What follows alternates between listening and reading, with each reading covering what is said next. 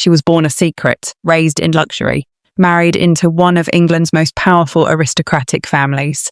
She turned a castle into a hospital, saved hundreds of soldiers from death, and stood beside the man who cracked open the greatest archaeological mystery in human history.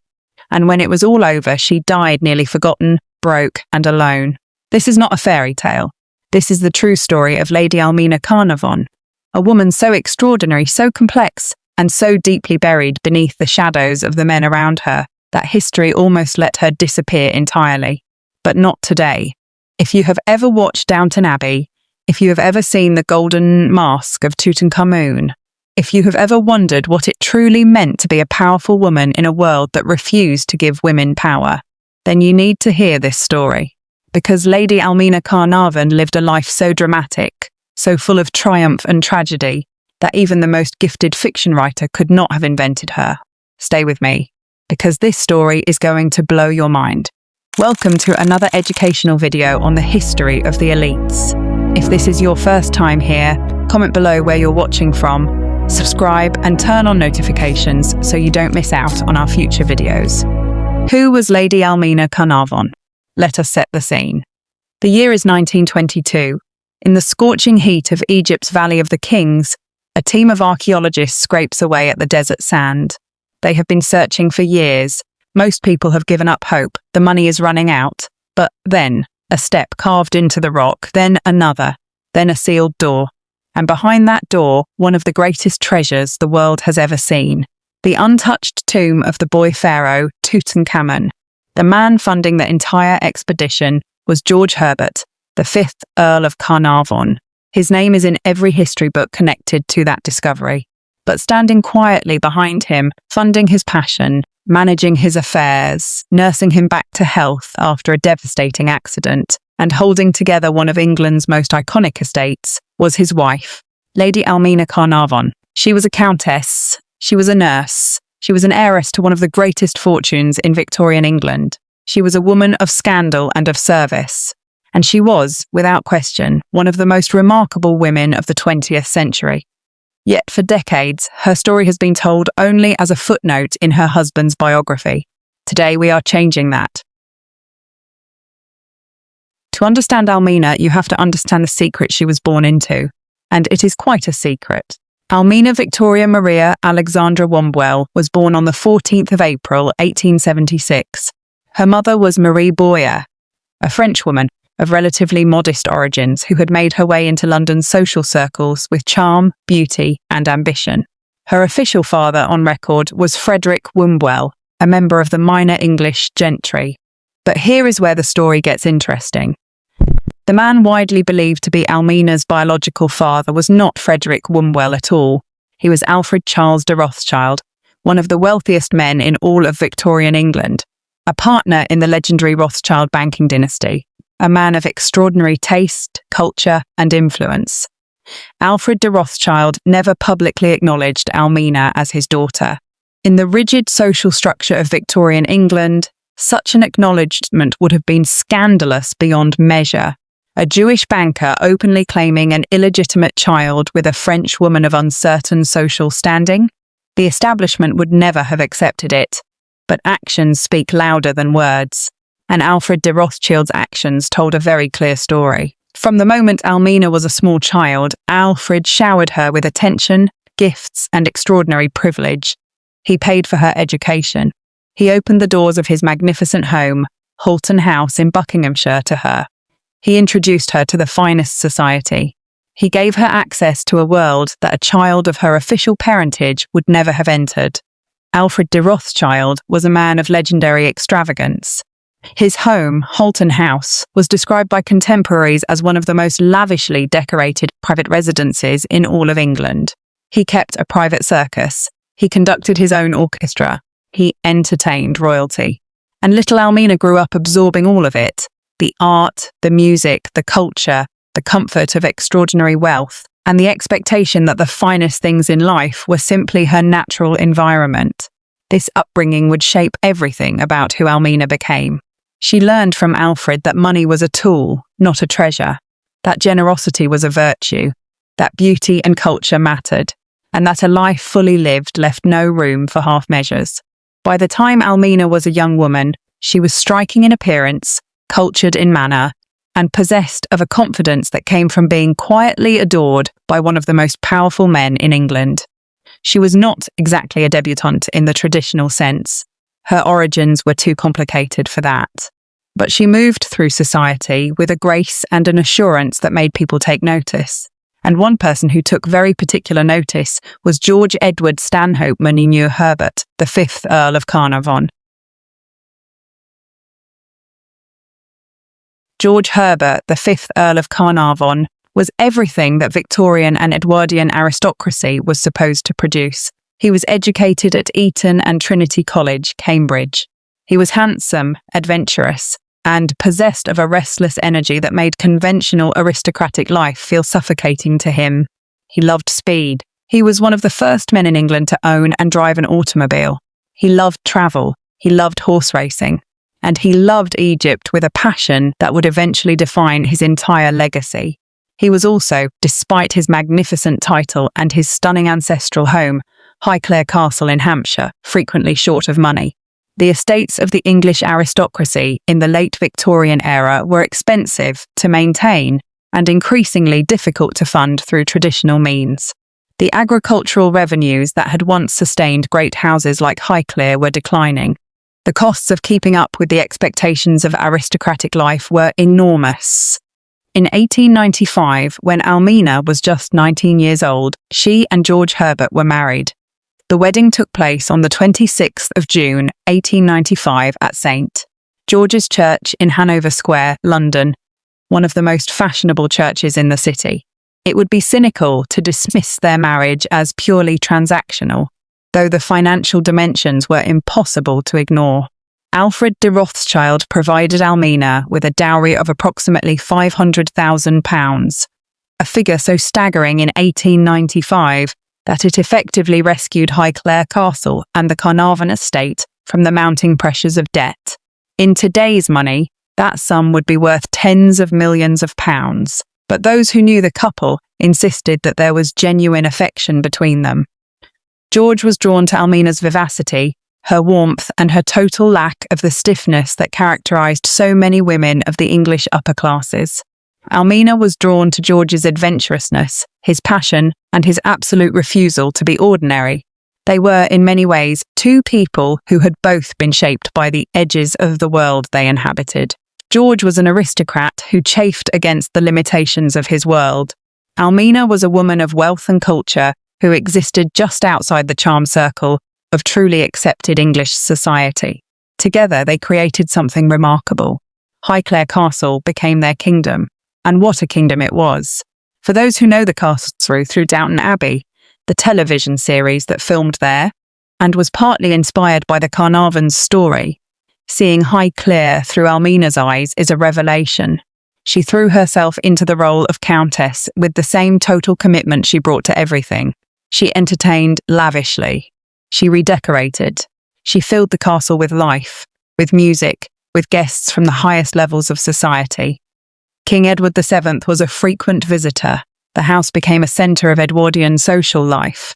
Almina and George had 2 children together.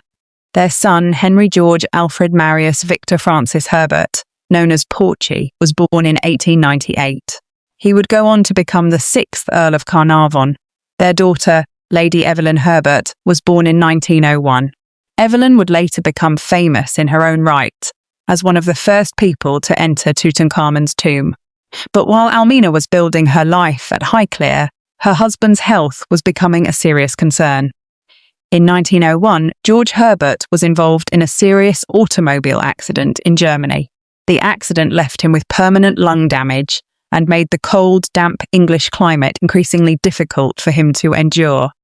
His doctors recommended that he spend his winters in warmer climates, and so Lord Carnarvon turned to Egypt.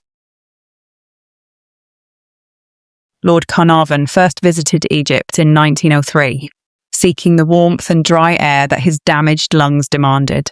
But Egypt, for a man of his temperament, could never simply be a health retreat. Egypt was one of the greatest archaeological playgrounds in the world, and Lord Carnarvon was a man who could not resist a mystery. He began, somewhat ambitiously and without much expertise, to try his hand at excavation. The Egyptian authorities, unimpressed with his amateur efforts, eventually suggested that he work with a professional. And that is how Lord Carnarvon came to meet Howard Carter. Howard Carter was a brilliant, meticulous, and often difficult Egyptologist who had spent years working in Egypt. The partnership between Carter and Carnarvon became one of the most famous in the history of archaeology. And it was Almina's money, ultimately derived from Alfred de Rothschild's extraordinary generosity, that made it all possible. For years, Carter and Carnarvon worked together in the Valley of the Kings, searching for tombs. They had considerable success, discovering and documenting several significant finds. But Carter had a theory, a conviction really, that the tomb of the boy Pharaoh Tutankhamun remained undiscovered, hidden somewhere beneath the sand of the valley floor. By 1922, the money had been spent and respent many times over. The Egyptian Antiquities Service was growing impatient. Most archaeologists believed that the Valley of the Kings had given up all its secrets. Lord Carnarvon himself was beginning to doubt. He called Carter to Highclere and told him that this would be the final season. One more attempt. If they found nothing, the excavation would end. Carter accepted. He returned to Egypt, and in November of 1922, on the 4th of the month to be precise, his team discovered a step cut into the rock.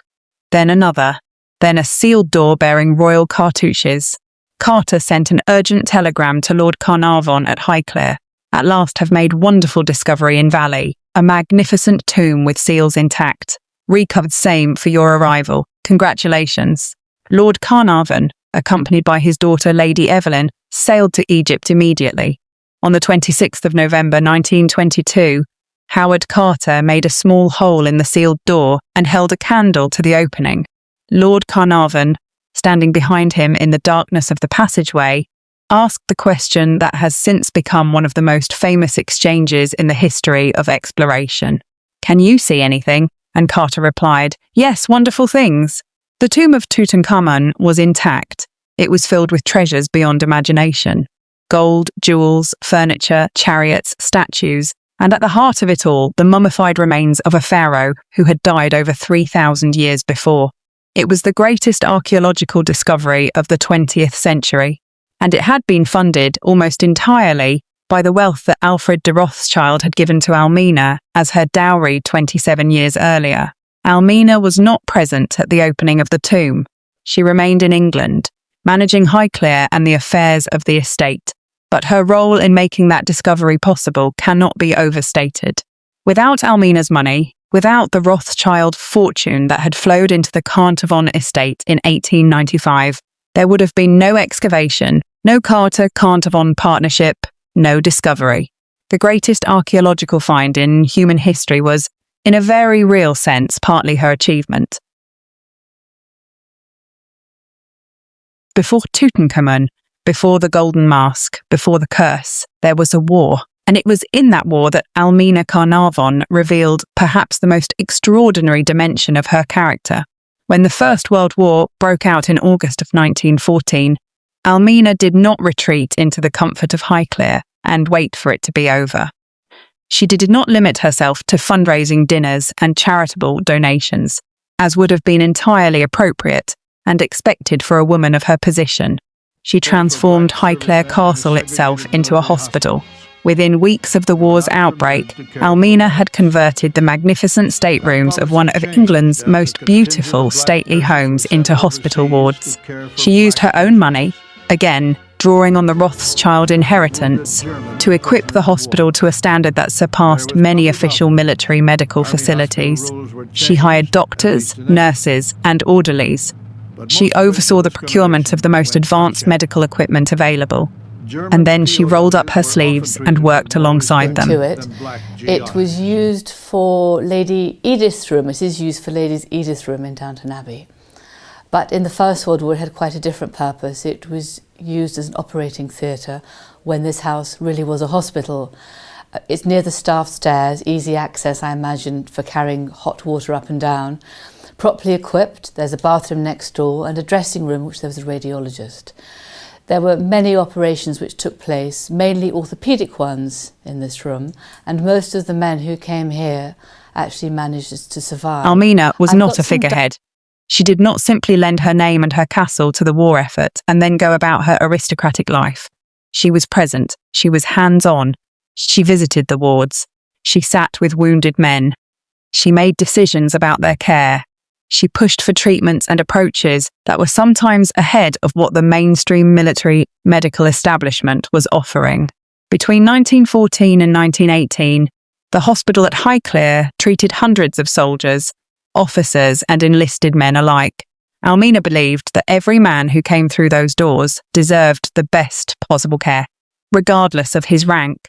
This was not a universally held view in Edwardian and early Georgian England, where class distinctions permeated every aspect of life, including medical care.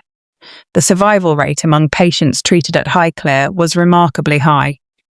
Papers by a butler in the morning. He was asked what he wanted for lunch, and they'd hopefully come downstairs and rest and recuperate in what's today the library. It was used by the men in those days as a restroom, and they ate in the North Library. So this house was turned over to all Almina's best efforts throughout the whole of the First World War. Mina's insistence on quality equipment, skilled staff, and attentive care saved lives that might otherwise have been lost.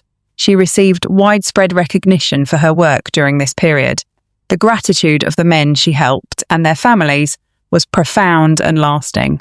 Letters of thanks poured into Highclere from across the country. Former patients wrote to her for years afterward. Alfred de Rothschild, the man believed to be her father, died in January of 1918, before the war had ended. He had never publicly claimed Almina as his daughter, but in his will he left her a substantial sum of money, along with many of the treasures and artworks from Holton House. The bequest was a final, quiet acknowledgement of the bond between them, a bond that could never be spoken aloud in his lifetime, but which he honoured in death. Almina inherited not just money from Alfred, but also many of the magnificent objects that had filled Holton House during her childhood. These she eventually brought to Highclere, adding to the castle's already extraordinary collections. After the war ended in 1918, Almina established a nursing home in London, on Bryanston Square, which continued her commitment to medical care in peacetime. She was, in a very genuine sense, a woman ahead of her time in her understanding of what compassionate, high-quality medical care could achieve. And now we come to the part of the story that the whole world knows, even if they do not know Almina's name. The discovery of Tutankhamun's tomb in November of 1922 sent the entire world into a frenzy of excitement. Egyptomania swept through popular culture. The newspapers could not get enough of it. Howard Carter and Lord Carnarvon became the most famous men in the world overnight. But Lord Carnarvon would not live to see the full excavation of the tomb he had spent so much of his fortune uncovering. In early 1923, he suffered what appeared to be a mosquito bite on his cheek while in Egypt. He nicked the bite while shaving, and the wound became infected. The infection spread rapidly. Lord Carnarvon was gravely ill within days. George Edward Stanhope Molyneux Herbert, the 5th Earl of Carnarvon, died on the 5th of April, 1923, at the Continental Savoy Hotel in Cairo. He was 57 years old. The cause of death was blood poisoning, complicated by pneumonia. His health had never fully recovered from the automobile accident of 1901, and his compromised constitution was unable to fight off the infection. But the world did not want such a mundane explanation. The world wanted something more dramatic, and it found it in the so-called curse of the Pharaohs. It was reported, though never definitively verified, that an inscription in the tomb of Tutankhamun read, "Death shall come on swift wings to him that toucheth the tomb of the Pharaoh." Whether such an inscription ever existed is deeply disputed by Egyptologists. Howard Carter himself was contemptuous of the entire curse narrative. He continued to work in the tomb for years without any apparent ill effects. But the story of the curse was irresistible. Lord Carnarvon's death, coming so soon after the opening of the tomb, gave it exactly the dramatic evidence it needed to take hold in the public imagination. And it has never really let go. For Almina, There was no romance in the curse narrative. There was simply the devastating loss of her husband, her partner of nearly 28 years, the father of her children, the man who had shared with her 2 decades of extraordinary life. She was 47 years old, she was a widow, and she still had Highclere Castle with all its expenses and responsibilities to manage. What Almina did next surprised almost everyone who knew her, and it is in this chapter of her life that her story becomes most human, most complicated, and in some ways most compelling. Less than a year after Lord Carnarvon's death in February of 1923. Some sources cite the date as the 26th of February, 1923, though other accounts suggest it may have been slightly later in that year. Almina married again. Her new husband was Lieutenant Colonel Ian Onslow Denniston, a man 11 years her junior, charming and handsome, but possessed of neither fortune nor, as events would reveal, particularly admirable character. The marriage was immediately and enormously controversial. To remarry so quickly after the death of a beloved earl, to choose a man so obviously her social and financial inferior, and to do so with such apparent disregard for what society expected of a grieving widow, it was shocking to the establishment. The new marriage also had immediate financial implications for Highclere Castle. Almina transferred the management of the estate to her son, Porchy, who became the 6th Earl of Carnarvon on his father's death. She moved out of Highclere and into a life increasingly defined by financial difficulty. Denniston proved to be a significant drain on Almina's resources. He had debts, he had expensive tastes, and Almina, whose entire life had been spent in the assumption that money was simply there when you needed it, was beginning to discover that the Rothschild fortune, magnificent as it had been, was not infinite. In 1925, a legal case involving Denniston's former wife brought Almina into one of the most public and humiliating scandals of the 1920s. The case, which became known in the press as the Denniston divorce case, involved accusations and counter-accusations that dragged Almina's name into newspaper headlines across Britain and beyond. It was a deeply unpleasant episode, and it did lasting damage to the carefully maintained dignity of her public image. She was also estranged, for long periods, from her son. The relationship between Almina and the 6th Earl of Carnarvon was complex and often painful. The decisions she made after Lord Carnarvon's death, particularly her rapid remarriage and her handling of the estate's finances and contents, created tensions that were never fully resolved. She sold items from the Highclere collections to fund her lifestyle and her husband's debts. She sold Egyptian artifacts that had been collected by the 5th Earl. Some of these sales generated significant controversy, both at the time and in hindsight. And yet, through all of this, Almina's commitment to nursing and medical care never wavered. Even as her personal life became increasingly chaotic, she continued to work in medical settings. She ran nursing homes. She was involved in charitable medical work. The part of her that had been genuinely and deeply moved by the suffering of the soldiers she had nursed during the First World War did not disappear when the money became tight and the personal scandals mounted. There is something deeply moving about that, because it suggests that her wartime nursing work was not simply the product of privilege and available funds. It was a genuine vocation, a genuine calling. Stripped of the easy resources that had made her Highclere Hospital possible, she still found ways to serve. Legacy, why Almina Carnarvon still matters. Almina Carnarvon died on the 23rd of August, 1969. She was 93 years old. She had outlived her first husband by 46 years. She had outlived her second husband, Ian Denniston, who died in 1955. She had outlived the age she had been born into so completely that the world of Victorian England, the world of the Rothschilds and the great aristocratic estates and the Egyptian excavations must have felt like something from another century entirely, because it was. She died relatively quietly, in circumstances far removed from the grandeur of her Highclere years. The fortune was largely gone. The castle had passed to the next generation. The great dramas of her life, the hospital, the tomb, the scandals, the marriages, had faded from the public consciousness. For decades after her death, she remained a footnote, a name mentioned in books about Lord Carnarvon, about Howard Carter, about Tutankhamun, a face in photographs from Highclere's Edwardian heyday. But history has a way of correcting its omissions, given enough time. In 2011, Fiona, the Countess of Carnarvon, published a biography of Almina titled Lady Almina and the Real Downton Abbey. The book became a bestseller, and it introduced Almina to a new generation of readers who had come to love Highclere Castle through the lens of the television series Downton Abbey. Suddenly, Almina was not a footnote. She was a protagonist, a woman whose story was extraordinary enough to carry an entire book, an entire wave of public interest. And now, more than 50 years after her death, her story continues to resonate. It resonates because of Tutankhamun. The discovery of that tomb remains one of the defining moments of the 20th century, and Almina's role in making it financially possible is a piece of that story that deserves to be told clearly and fully. It resonates because of her nursing work. In an era when women of her class were not expected to get their hands dirty, she built a hospital in her drawing room and worked in it. That mattered. It still matters. It stands as an example of what it looks like when privilege is put to genuine use in the service of others. It resonates because of Highclere Castle itself, which remains one of England's most visited and most beloved historic homes.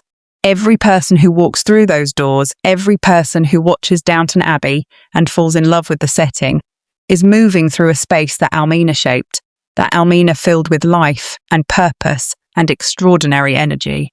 And it resonates because her story is, at its core, a story about a woman navigating a world that was not designed for her.